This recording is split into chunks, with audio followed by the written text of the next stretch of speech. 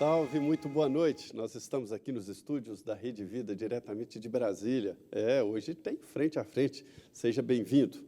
Hoje foi um dia muito cheio aqui politicamente. A prisão do ex-ministro da Educação, Milton Ribeiro, foi preso.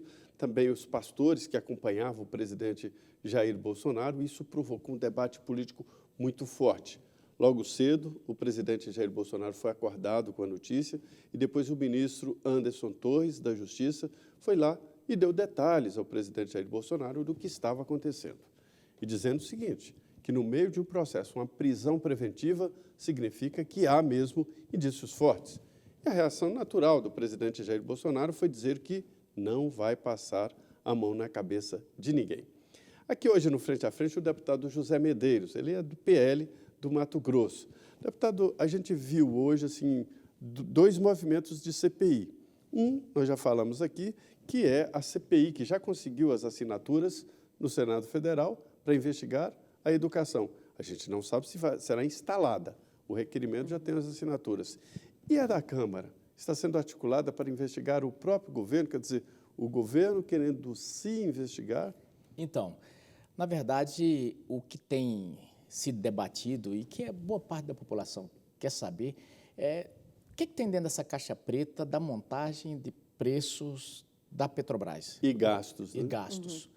Porque o que acontece? Nós temos lá a justificativa de que o combustível está caro porque ela é regulada pelo mercado internacional. Mas a experiência de quem está na bomba abastecendo nunca foi de quando o barril cai lá para 80, o combustível cair na mesma proporção. Quando ele sobe até na mesma proporção, até mais. Mas quando ele cai, não tem o retorno na bomba. Às vezes cai um pouquinho lá que a gente nem sente. Então, de repente, você vê que 70% dos custos da Petrobras são custos nacionais, porque é produzido aqui. Só 30% são custos em dólar. Por que esse preço todo? Por que eles fazem o cálculo de todo o custo dolarizado? Então, isso aí já é uma pergunta que fica no ar. Então, essa concepção, eles falam que a gasolina é 2 e pouco, mas aí quando já coloca o álcool lá, já sobe para não sei quanto. Por que o álcool também está sendo vendido tão caro? Mas veja bem, se fosse para isso, a Petrobras tem ali o domínio do governo, né, que tem a maioria das ações. Se assim não bastaria o governo falar, vem aqui, traz os números, qual é a... Não, exatamente. O que a gente quer é o seguinte, não é só saber aqui, a gente quer mudar também esse negócio aqui. Agora, o que acontece? Os conselheiros que estão lá, por mais que o governo indique, aqueles conselheiros praticamente só podem dizer sim. Por quê? Lá está o CPF deles. Se eles mudar qualquer coisa dessa composição de preços aqui, vão responder por isso no CPF. A coisa está toda engessada. E por que isso está desse jeito? É bom que todos que estão assim, nos assistindo saibam por que chegou a esse ponto. A Petrobras, de 2011 até 2014, ela teve um rumbo ali, porque foi segurado a questão eleitoral, segurou o preço artificialmente, teve um rombo ali em torno de 133 bilhões. Depois, mais um rombo... O primeiro governo da presidente Dilma Rousseff. Exato. Aí, isso é o Auxílio Brasil de um ano, né? Exatamente. Aí, logo em seguida, mais um rombo de 160 que se descobriu, e aí depois mais aqueles bilhões que teve sobre aqueles acordos de leniência lá nos Estados Unidos, feito junto com a Justiça norte-americana. Não foi com o juizado aqui de Brasília ou de qualquer outro estado, não. Foi lá na Justiça americana. Acordos que o Temer que teve que fazer, manter política de preço, ressarcir todo aquele pessoal que falou. Bom, ressarcir quem? A Petrobras não é estatal? Às vezes as pessoas perguntam, o petróleo não é nosso? Não é. Não é por quê? Porque Lula vendeu. Os petistas sobem naquela tribuna e dizem que Bolsonaro está querendo privatizar a Petrobras. Se Bolsonaro hoje fosse vender a Petrobras, só tinha 30% ali para vender, 30 e poucos por cento. Porque o Fernando Henrique vendeu em torno de 49%, Lula vendeu em torno de 29%, quer dizer, está aqui 30% só para vender. Essa aqui é a grande verdade. A Petrobras já está praticamente privatizada e do jeito que está aqui, o governo não tem ingerência nenhuma. E não tem monopólios, né? O monopólio de refino, de distribuição, isso tudo já foi quebrado. Exatamente. Então, o que ocorre? Hoje tem de transporte. Hoje era para a gente ter custos nacionais. Transpetro. Nós tínhamos a Abreu Lima, que era para estar pronta, o Comperj, que foi gasto quase 50 bilhões ali, a Prêmio 1, a Prêmio 2 e a Prêmio 3. Se esse parque de refinaria tivesse pronto, hoje nós estaríamos aí, o nosso custo de produção hoje é em torno de 29, 27 reais, 27 dólares, né? O barril hoje está custando 120, se eu não me engano. $120. No mercado internacional. Então, nós estaríamos numa situação muito tranquila.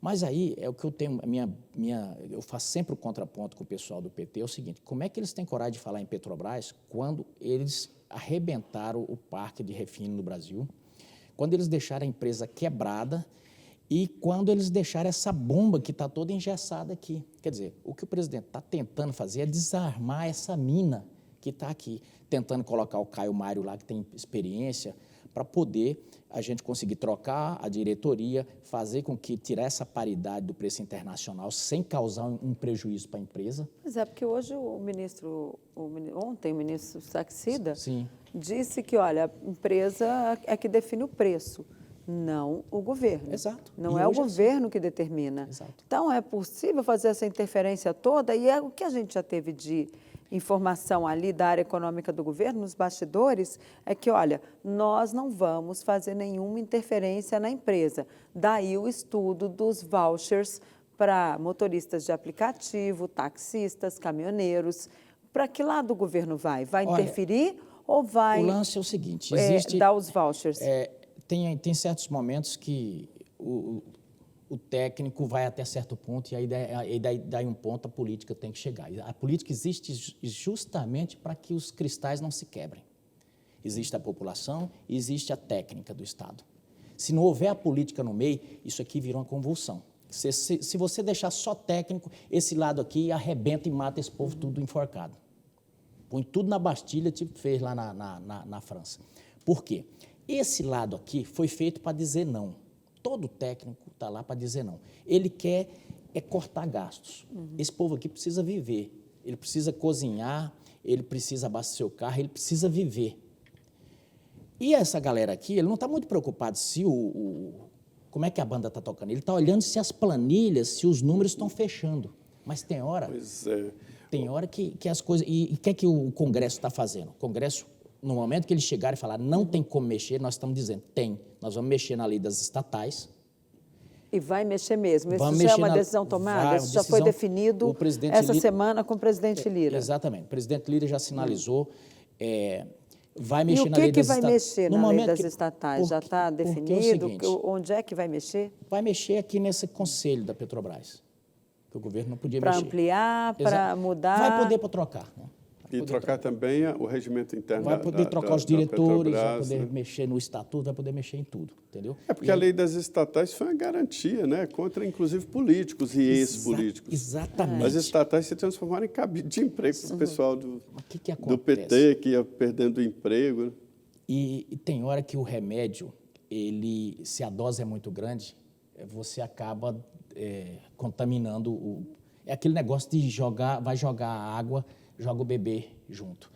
Quer dizer, no momento que foi blindar, blindou demais e o governo perdeu a empresa. O governo é o sócio majoritário da Petrobras, das ações preferenciais. Que arca com os prejuízos, se houver, não tem prejuízo. Exatamente. Na Petrobras. Então, nós chegamos ao ponto de ter um estatal que o governo não pode dar pitaco nenhum. Aí, quando ela tem prejuízo, o governo tem que arcar. Quando ela dá lucro, arrebenta com todo mundo e o governo não pode fazer nada. Por exemplo, o lucro médio da Petrobras está muito acima do lucro médio de todas as petroleiras. Todas as petroleiras. Então, eu vi um estudo, deputado, que mostra que países onde existe uma petroleira estatal seguraram os preços. E onde existe petroleira privada também seguraram. Isso porque para não reduzir o consumo e criar novas tecnologias e novas possibilidades de tecnologia de transporte. Quer dizer, a Petrobras foi na contramão disso tudo. Exato. E ali foi uma irresponsabilidade, a meu ver, de uma certa área, não sei que área ela cuida disso, de não proteger a marca Petrobras, que é uma marca muito grande. Porque Muito forte, uma investiu marca muito forte. nisso. E uma marca querida. Sim. No momento que a Petrobras, no momento de pandemia, no momento de dificuldade, ela não tem a menor sensibilidade com o povo brasileiro, E vira as costas. ela vira as costas. Eu vi deputado falando lá em empresa odiada. Pois é. Então, o que ocorre?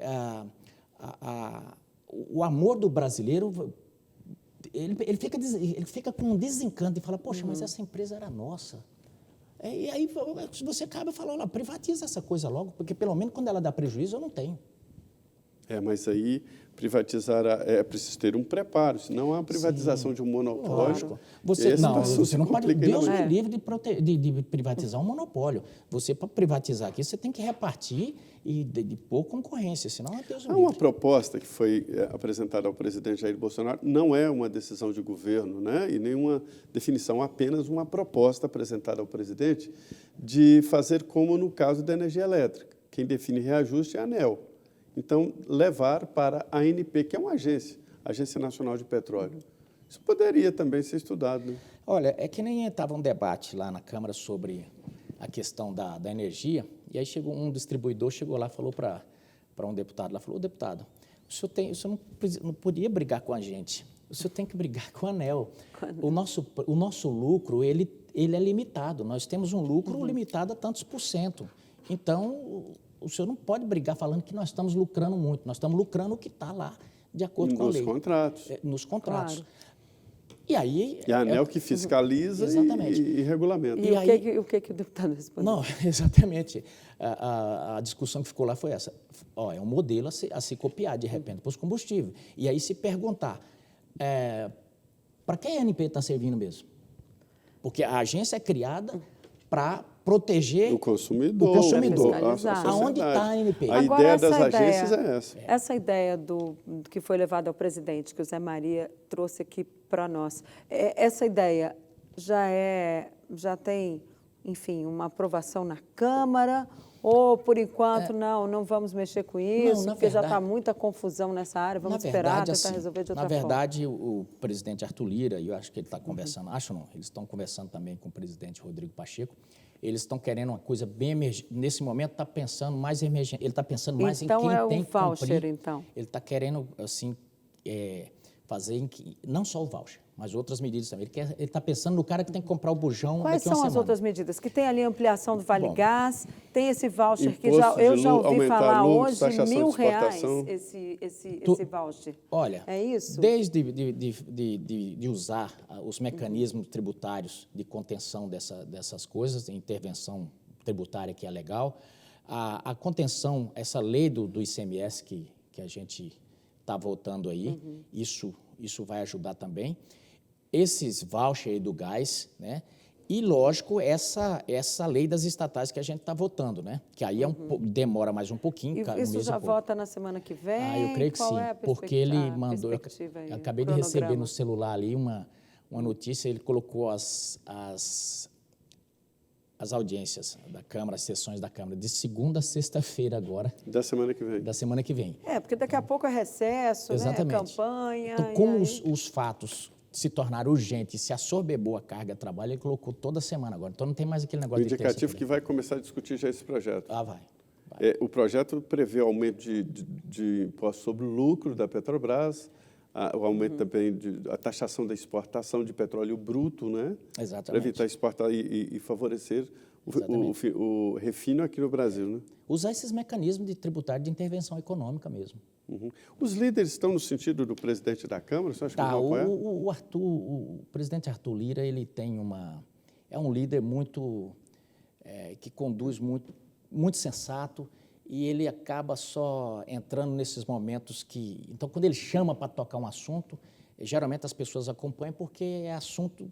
O mais ele não interfere. E né? a oposição também concordou já com isso? Pode sair um projeto assim de toda a Câmara, ou vai ter um embate ali, governo versus oposição? Algumas medidas a oposição é contra, por exemplo, eles são contra a CPI, até porque com medo de explodir... A CPI sabe como começa e não sabe como termina. Como eles passaram mais tempo no governo do que esse governo, eles não querem uma CPI. Mas têm votado, por exemplo, pela questão do ICMS, boa parte deles votaram.